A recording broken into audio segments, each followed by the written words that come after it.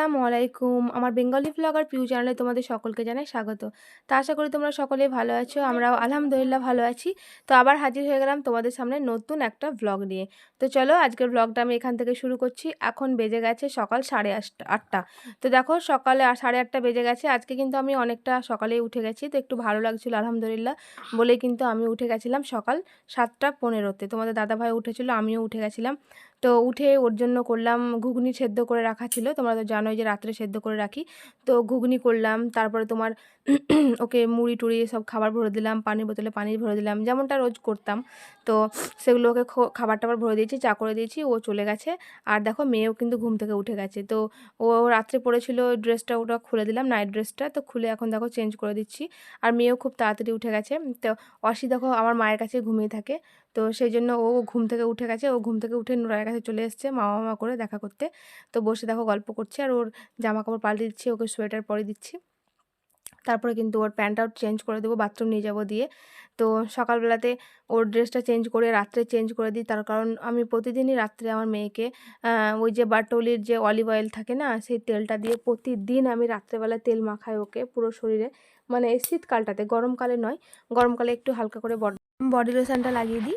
আর আমি শীতকালে কিন্তু বরাবরই চেষ্টা করি মেয়েকে রাত্রেবেলায় একটু তেল ম্যাসাজ করে তারপরে ঘুমিয়ে দিই।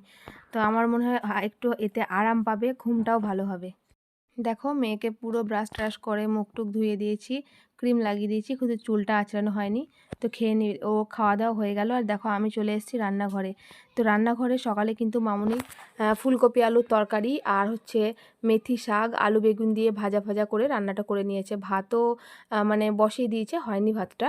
আর আমি শুধু মাংসটা রান্না করছি। একটু মাংস ছিল আগের দিনের কাঁচা, তোমরা দেখেছিলে কি জানি না, আমি একটু কাঁচা তুলে রেখে দিয়েছিলাম। তো সেটাই আমি চলে এলাম রান্না করতে, কারণ আমাদের বাড়িতে একজন বিশেষ অতিথি এসছেন। মানে আমার নানির গ্রামের একজন ফকির সাহেব এসছেন। তো ওনার সঙ্গে আমার মামনি কথা বলছে। তো আমি বললাম তোমরা কথা বলো, আমি মাংসটা ততক্ষণ রান্নাটা করে নিচ্ছি।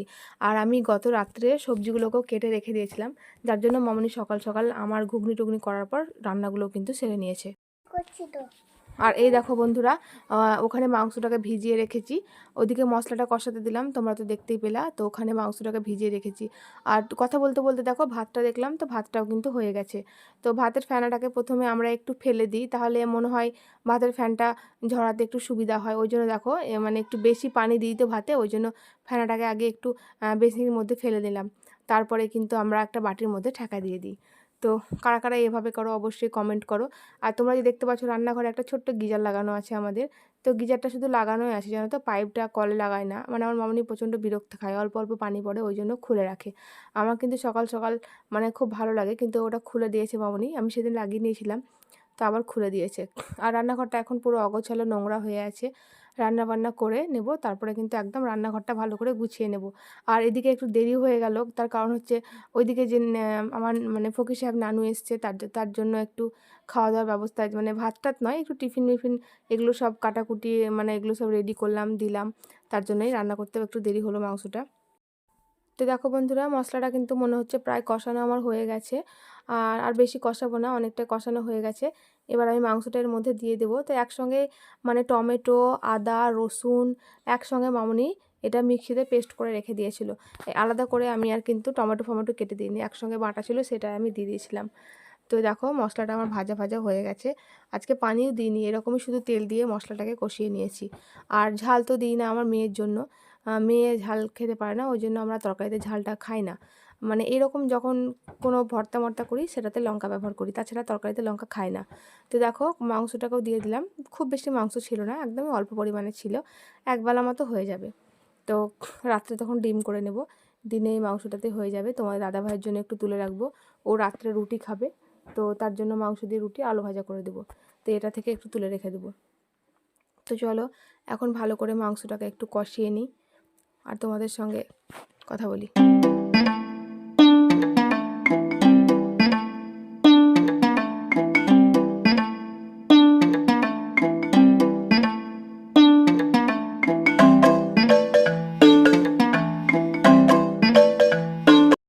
গোসল করা হয়ে গেল, রান্নাও হয়ে গেছে। রান্না তোমাদের সঙ্গে দেখাইনি, পরে দেখাচ্ছি। চলো এখন গোসল করছে, এখন 12টা 44।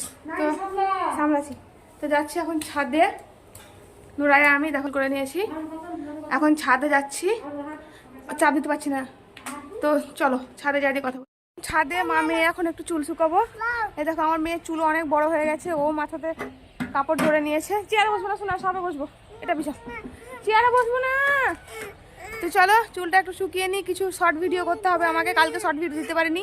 আর আজকেও বাজারে যাওয়ার কথা ছিল, তোমাদেরকে বললাম, কিন্তু যেতে পারলাম না, কারণ শরীরটা আমার সকাল থেকে খুবই খারাপ লাগছিল, মানে প্রচণ্ডভাবে রাত থেকে বুক ধরধর করছিল, সকালবেলাতেও সে একই রকম মাথাটা ঘুরছিল। ওই জন্য মামনিকে বললাম যে আর যাবো না আজকে, দেখি যদি পারি তো কালকে, না হলে পরশু দিন যাবো। তো চলো সঙ্গে থাকো, ব্লগটা দেখতে থাকো, আর দুপুরবেলায় খাওয়ার সময় অবশ্যই শেয়ার করবো কী রান্না হয়েছে আজকে। শুভ সন্ধ্যা বন্ধুরা, গুড ইভিনিং। একটা ভুল হয়ে গেছে, তোমাদেরকে বলেছিলাম দুপুরবেলা খাওয়া দাওয়াটা শেয়ার করবো, সেটা করতে পারিনি, তার জন্য অনেক অনেক দুঃখিত, আমাকে ক্ষমা করে দাও। আমার প্রচণ্ড মন ভোলা জানো তো, তাই আমি ভুলে গেছিলাম। তো দেখো মেয়েকে দিয়ে দিয়েছি সন্ধ্যাবেলায় মিষ্টি খেতে, ও এখন মিষ্টি খাচ্ছে। আর এদিকে দেখো আমি চলে এলাম হচ্ছে রান্নাঘর, তো দেখলাম ওকে মিষ্টিটা দিয়ে দিলাম, আর আমি চা করে ফ্ল্যাক্সের মধ্যেও রেখে দিয়েছি, চাটা খাবো। মামুনি নামাজ পড়ছে, দোয়া বলছে, এখনও হয়নি, ওই জন্যই। তো আজকে একটু মুসুর ডাল খেতে ইচ্ছা করলো, একসঙ্গে মশলা টশলা, লবণ হলুদ নুন চিনি এসব দিয়ে, তো ভাবলাম যে একটু ডাল করি, তার জন্য দেখো রান্নাঘরে চলে এলাম। আর বেশি ডাল দিলাম না, ওই ছোট্ট চামচের 1 চামচ মতো ডাল দিলাম, সেটাকে রান্না করব।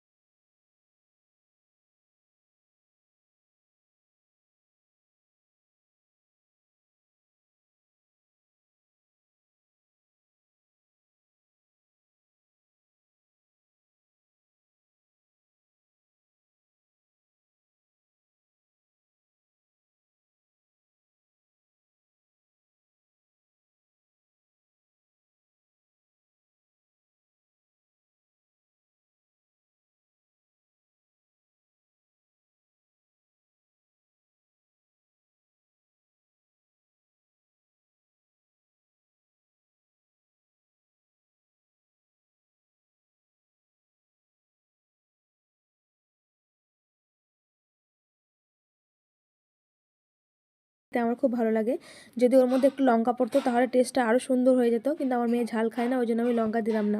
তো থাকা লঙ্কা আর দেবো না, পরে তখন কাঁচা লঙ্কা খেয়ে নেবো ভাতের সঙ্গে। আর দেখো আমি মুসুর ডালটা ভরবো, তো কোটো খুঁজছিলাম, তো কোটোটা খুঁজেই পাচ্ছিলাম না, কারণ ওইটাতে মুগ ডাল ভরে রেখে দিয়েছি, ওই জন্য দেখো কোটোগুলো সব নামাচ্ছিলাম। আর ওপরটা এতটাই মানে জঙ্গল হয়ে আছে, কোটো মোটোতে যেগুলো কিন্তু পরিষ্কার করতে হবে। তো একটা কোটো পেয়ে নিয়েছি দেখো, তো ডালটা মনে হচ্ছে হয়ে যাবে, 500 গ্রাম ডাল আছে, কোটোটাও 500 গ্রাম মতো আছে। তো মেয়ে জিজ্ঞেস করছে এটা কিসের কোটো মাম্মাম, তো বললাম এটা গাঁঠিয়া। তো গাঁঠিয়া এনেছিল, তো গাঁঠিয়ারই কোটো ছিল এটা, সেটা ওকে বললাম। তো চলো এখন কোটোর মধ্যে ডালটাকে ভরে দিলাম, আর দেখি ডালটাও সেদ্ধ হয়েছে কি সেটা একবার দেখে নিই চলো। আর এদিকে দেখো ডালটাও কিন্তু হয়ে গেছে, তো তোমাকে দেখতে পেলে আগে তেলটাকেও দিয়ে দিয়েছিলাম, তো এরকমভাবে গাঢ় গাঢ়ভাবেই থাকবে। তো ডালটা কিন্তু হয়ে গেছে, আমি এখন ডালের গ্যাসটাকে বন্ধ করে দেবো। তো চলো গ্যাসটাকে এখন বন্ধ করে দিই, আর ঢাকা দিয়ে ডালটাকে রেখে। তো তারপরে দেখো চলে এলাম হচ্ছে ভাত বসাতে, কারণ ভাত তো বসানো হয়নি এখনও, তো ভাতটাকে বসাবো। তো এইদিকে দিয়ে দিলাম ইন্ডাকশানে ভাত, আর একটা আলুকেও ছিলে রেখেছি ভাতের মধ্যে আলু দেবো বলে। তো ফুলকপি আলুর তরকারিও আছে দুপুরকার, তাও একটা আলু দিলাম, থাক। আর আজকে আর আলু মালু ভাজবো না তোমার দাদা ভাইয়ের জন্য, ওই আলু ফুলকপি আলুর তরকারি রেখে দিয়েছি, ওই তরকারিটাই দিব, তো সেটাই খাবে। আর তারপর তো রুটি তখন শেষে করবো, এখন আর রুটি করবো না, এখন তো বেশি বাজেনি, 6:30 মতো বাজছে, ঠান্ডা হয়ে যাবে, তো তখনই রুটিগুলো করবো।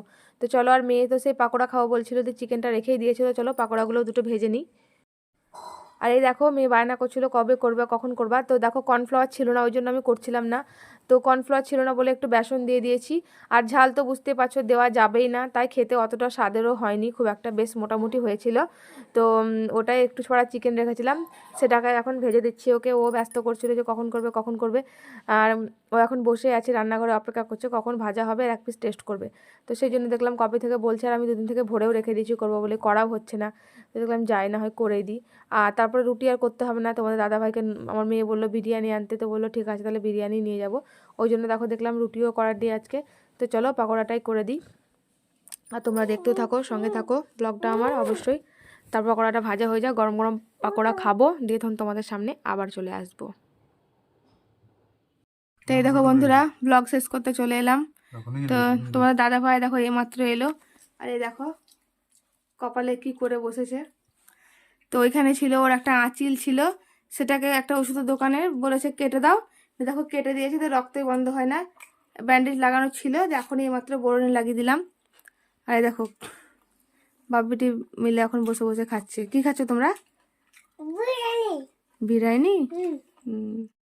তো এই দেখো আজকে রুটি করে নি, রুটি খাবো না, মানে রুটি খেত, নুরায়া বললো বাবা বিরিয়ানি নিয়ে আসিও, ওই জন্য বিরিয়ানি নিয়ে এলো, রুটি আর খাবে না, তো এখন খাচ্ছে।